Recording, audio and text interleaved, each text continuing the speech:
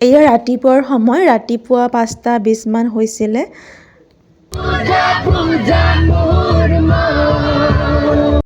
আজি আমি আহিছোঁ ভৈৰৱকুণ্ডলৈকে বুলি। খুব ধুনীয়া লাগিছে আৰু ৰাস্তাৰ দুফালে মন জোৰ পৰি যোৱা চাহ বাগানবোৰ দেখিবৰে মন যায়। আৰু আমি আহি পালোঁ ফাইনেলি ভৈৰৱকুণ্ড। আৰু আমাৰ আহোঁতে গোটেই জাৰ্ণিটো 4 ঘণ্টামানেই লাগিছিল, যিহেতু বাছ বহুত স্পীডতো অহা নাই। আৰু ইপিনে আহি পালোঁ, খুব ধুনীয়া হয় প্লেচটো। আৰু ইপিনে পানীখিনি যে ইমান ধুনীয়া শীতল, মন শীতল পৰি যায় একেবাৰে।